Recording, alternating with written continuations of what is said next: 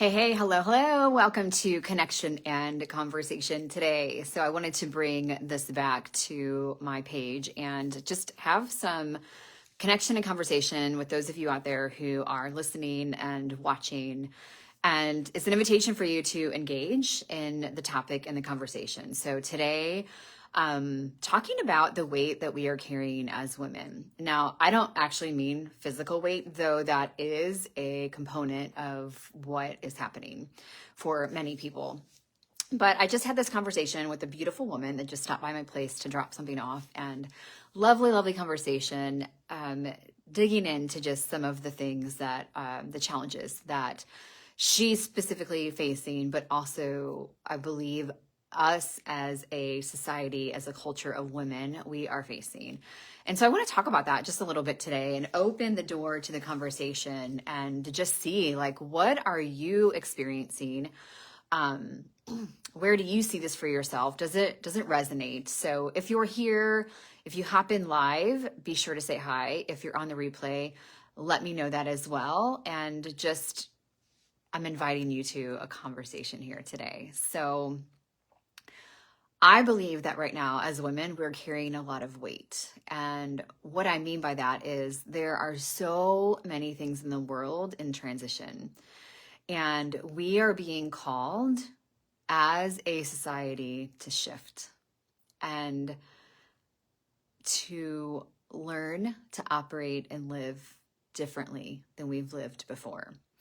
And there are also, there's the weight that I'm referring to is because there are multiple things happening all simultaneously. There are so many things that are fighting for our attention. And so we have social and societal conditioning that has been around for years that we are operating under as women. And some of us, women in my circle, many people, many individuals are choosing to look at those areas of conditioning, whether it's generational or societal, and really looking at how does it impact them from being the best version of themselves, being the most authentic version of themselves. And so we have all of that programming, hundreds of years of literal programming that has been passed down from generation to generation in the society that we live in. Societal expectations, societal pressures, all of that are a part of who we are as women today. And there are many of us that are doing the work to unwind those things so that we can be the most authentic version of us. And I believe so that we can create and we can be the example for a more loving and peaceful society at large. And then we also have this other challenge that I believe most women these days are facing. We are really the first generation of women who have the opportunity to choose to pursue work as a passion, not just to put food on the table. So I want you to just think about that. If you're my generation, our parents, for the most part, worked. Our moms went to work, but they went to work just to put food on the table. They weren't choosing jobs because it was something they wanted to do or loved doing or was a passion for them. They just went to work because it was a way to put food on the table.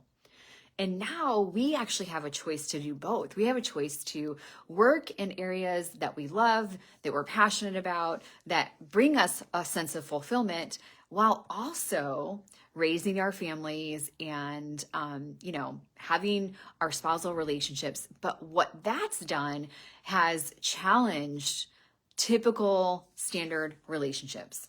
And what I mean by that is in every relationship, there's a masculine and a feminine partner. It doesn't matter if it's heterosexual or not. There is usually a masculine and feminine partner. And in typical, again, I'm going to use typical and, call it what you want, but I'm going to say in a typical relationship where there's male and female, these days, women are in their power in a whole new way, in a way that we've never had the opportunity to have before. And in many cases, that feels threatening to our partner. If our partner doesn't know their own value and doesn't claim their own value in the family, doesn't know what they bring to the family and specifically to the relationship. And so I believe, and I've gotten confirmation of this from other women in my circle, that the most powerful female, the ambitious woman, the woman that's out there creating, and remember, if you're here, say hi, I want to know, I want to engage with you. The most powerful woman and she's in all of her power, and she's creating and she's doing amazing things, wants to come home and be able to relax in the strength of her partner. And a lot of what's happening is that's not happening, right? So there is a power struggle then in relationships. And so as women, we have this dynamic that's happening that we end up taking on a lot of masculine energy. But what's really true for us is that we're in our most embodied being when we're in our feminine essence. Now, that doesn't mean that our own masculine doesn't get to come out. So we each have individually masculine and feminine within us, and we use that at different times. And there are different times for us to be using that. And the problem is that it's gotten really confusing, and we're using more masculine than we need to in different areas. And that causes these, eruptions in our close spousal relationships that may or may not lead to separation, because if both individuals aren't aware and aren't willing to do their own personal work, then it can lead to this separation and this eruption. So we're being faced with that as women. That's a weight that we're carrying. We're also carrying the burden of years of suppression as women. And that's heavy weight. And if we're not acknowledging that, it's just weight we continue to carry. And then we're also the peacemakers in our family, right? So we are the ones that control the temperature of the house, and we are the ones that control the barometer of the house. And so when we're feeling challenged, or when there is strife or tension in the family, we're the ones that are trying to bend and move and mold the pieces so that there's more peace. And that's that's a weight that we carry, right? Like we're trying to hold things together. And so my point to this whole conversation that I want to have is we are not acknowledging that. We are not acknowledging that we are carrying a lot of weight. And really, the weight can be distributed a little more evenly. It's never going to be 50-50 or perfect, but it can be distributed a little bit more evenly when we, as women, acknowledge our own truth about what we want to be doing and where we want support and what we actually want. And I'm dramatic pause there, because what I notice is that many women, and myself, I've been included in this, we say yes to things we don't actually want to do. And it's either out of avoidance of feeling our own feeling. It limits us from experiencing our own greatness in ways that are very subtle and, justifiable. We can logically say, this is why I do this thing. But when we're really honest with ourselves, it isn't the thing that brings us the most joy.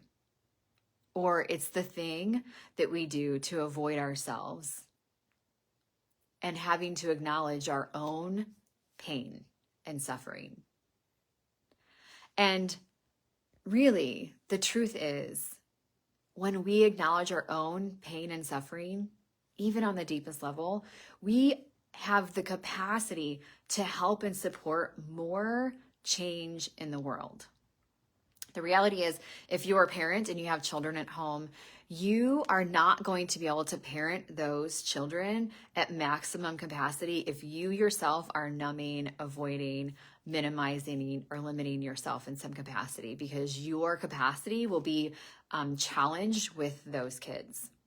And so this is why our work as women, doing the inner work on our hearts, on our nervous systems, on our bodies, is so incredibly important right now, because we are the ones.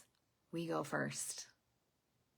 If mama ain't happy, ain't nobody happy isn't a more true saying, because we are the ones that determine the energy in how our home feels. And so we're carrying all of these things, and there's more that I haven't even mentioned, but we have all of this shifting happening in the world, and we're the ones carrying it. We are the ones carrying it. And this is an invitation to men and women alike to look at the load you're carrying and see if there's something in yourself to clean up. Are there old hurts that need to be forgiven, that need to be healed in your own heart, in your own body, and your own nervous system? Are there old patterns and tendencies that have been around for a really long time, whether they're because of something that happened when you were young from your family of origin, or that happened, it's just a long-standing pattern, family pattern that you need to look at and address. There's healing available to all of us. And the thing about it is, we are all already whole. We are all already whole. There's nothing broken about us. There is nothing wrong with any of us.